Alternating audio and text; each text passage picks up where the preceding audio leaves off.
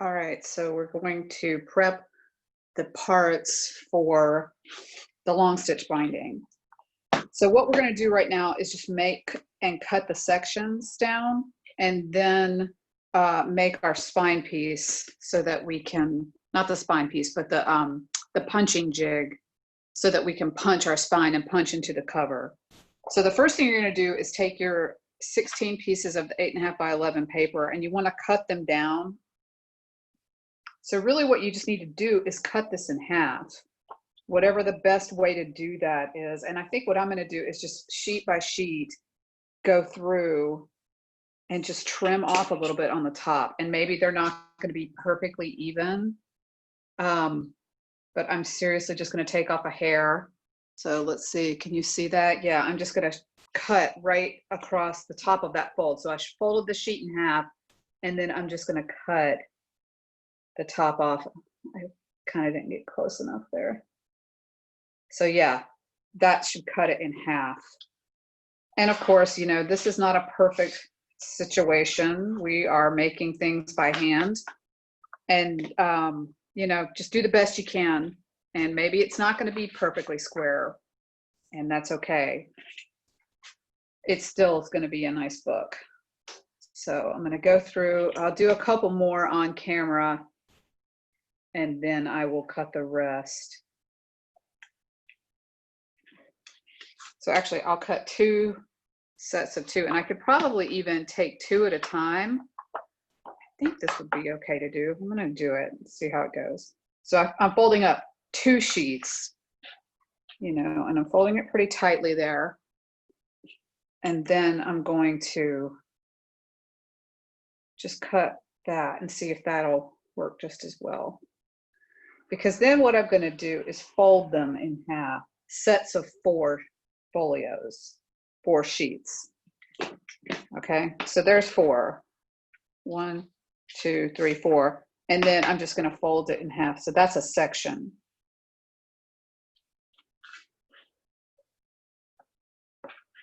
So that's going to be 1 section. It seems so thick, but I think, let me just double check that I only have 4. 1, 2, 3, 4. Yeah. So that's that. And then I've got 2, no, I've got 4 over here. And I'm just going to fold those up. And I'm just jogging them together. The width is already correct. And I'm just going to fold those. And then I will bone fold them too.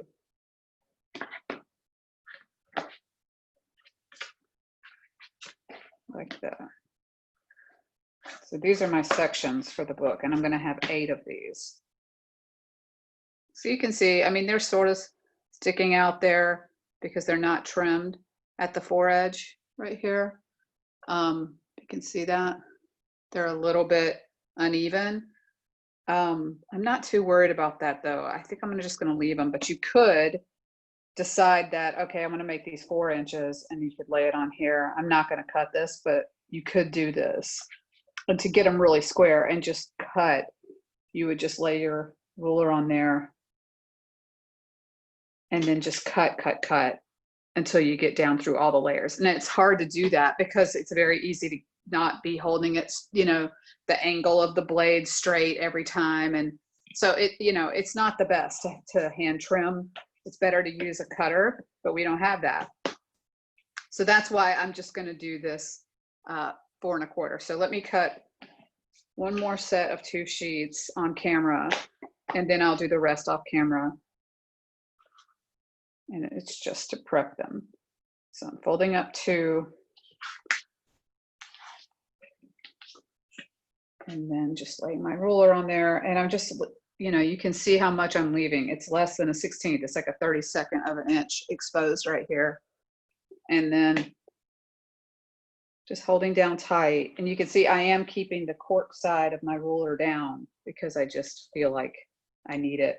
It's going to slide if I don't. So, you know, I'm cutting through 4 sheets of paper and then jog them up and fold them in half like that. That's going to be your section. Okay, so you're going to have 8 of these by the end, and then I'll show you the next step after that.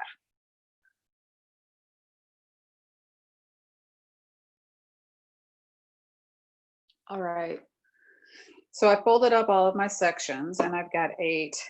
And I'm looking at my other ones that we've made in the past, and I think I may have used less paper, like maybe 3. So in this book, I might have used, if you can see, 3 sections per, 3 folios per section.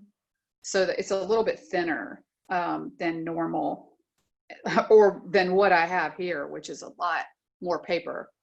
So I actually think this spine is going to be right, but I'm going to show you, this is how you determine that, okay? Because that's the next step, is you've got these sections folded up, and make sure that you do take the time to bone fold each section, you know, bone fold it hard, like bone fold it tightly, so that you get this, you know, the most air out of it, so it's completely folded, you know, like this, so you can, it's not real puffy, it's pretty even. So this is also another way you can kind of figure out how much board you need, or how much of your cover piece you need. So you need the width of the book plus the spine width plus another width of the book. So generally I would say that's like, just measuring it on my board, it's like 9 or 10 inches. So if you did 10 by 6, like I was saying, that should be good. But this one's bigger than I need. So what I'm going to do is I'm first going to score like a little spine. And, you know, I'm just looking at what I want to be the spine. And I think there's this, like this little pattern right here in the middle. I'm going to make that my spine. So I'm just going to make a fold at one point. Okay, so I'm going to take my triangle. Oh, here it is, sorry. And I'm going to just score one side. So I'll take my bone folder, or I could take my needle and just kind of, this is my awl, and just push up against that edge just to score a line. And then this is going to be my first fold where I scored. Okay, and your board, you know, might split. This one's splitting a little bit, so I'm actually going to might go the other way with it, because it's actually tearing on that side where I cut it. That's actually because I used a sharp needle. So that's a good example of what can happen. You can actually cut your paper. But that's okay. I'm going to use this as my spine. So then what I want to do is take my little stack, and I want to put this in here and sort of roughly, loosely hold it in. So you can see I'm like folding up and I'm putting my stack in here. And another way to do this is to do it like this, so that the fold is on the table, and then you put your stack here. That's actually probably easier than kind of doing it in midair like I was doing it. And so then you can rest the whole stack of sections there. And then what I'm going to do is I'm going to just kind of gently, I'm not pushing down, I'm not pushing firmly, but I'm sort of putting my hand on there, even where my thumb is, and I'm going to make a little light tick mark, just a real light pencil mark. And then this is going to show me, so from this fold to that tick mark is how wide I want this piece to be. So I can go ahead and just transfer that to it, but I'm also going to like measure it with the ruler just to see out of curiosity what that is. And it is approximately 5/8. That's what I thought it would probably be. It's about 5/8 of an inch. So, you know, look, that's bigger than 5/8. It's more like 3/4, and it depends on how tight. But when we start to sew, everything's going to get a little tighter. So I think 5/8 is good for that, for at least for this amount of paper, this paper that I have that I folded up. I feel like, you know, what I just did is right. So I'm going to cut this to 5/8 width. I'm going to cut this spine piece. I keep calling it the spine piece because that's what we normally use it for. This is going to be the thing that I punch with. So it's my punching jig. But I'm gonna go ahead and I'm gonna measure.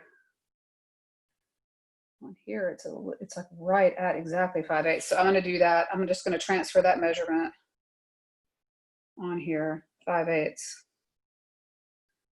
And then I'm gonna cut it. So again, I'm gonna put the wider portion under my triangle. And then I'm gonna poke into that first mark and then push against it and then line up with the other end like that. And then I'm gonna trim that.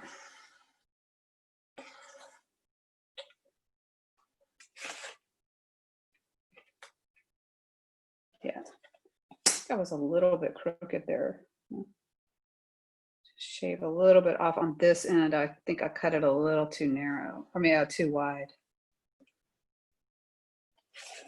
Okay. So that's going to be what I use. And then I also want this piece to be the height of my cover. So this is a little bit bigger. As you can see, it's a little taller here. So I'm just going to cut this off. So I'm going to just line it up on there. And then if I, I was going to like maybe lay my ruler on there, but I'm afraid I might accidentally cut the cover. So I'm actually going to just take it and then make 2 tick marks, one on each side right at the trim line. Because I feel like I might cut this. I've already messed it up one time. I don't want to keep doing that. So, I mean, it's still usable, but I don't want to continue to nick it or do whatever. So take that off and then trim it down. Okay. All right, so now making this little piece, so you can see this is now going to be, you can see where the other side of my fold is going to be. I could go ahead and do that. So it's right on the other side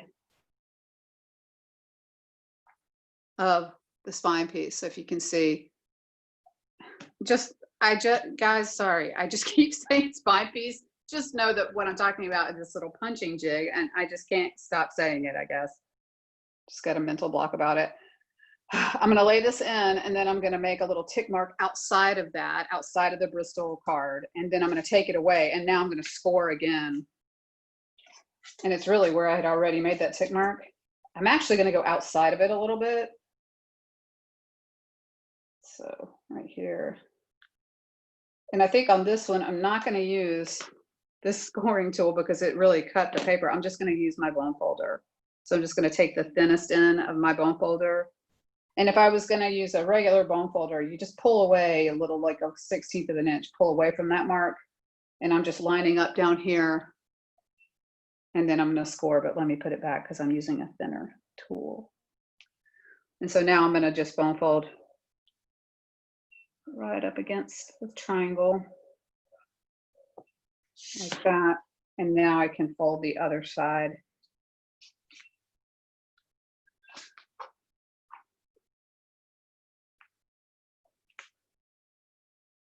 And I'm not even going to worry about trimming my cover yet,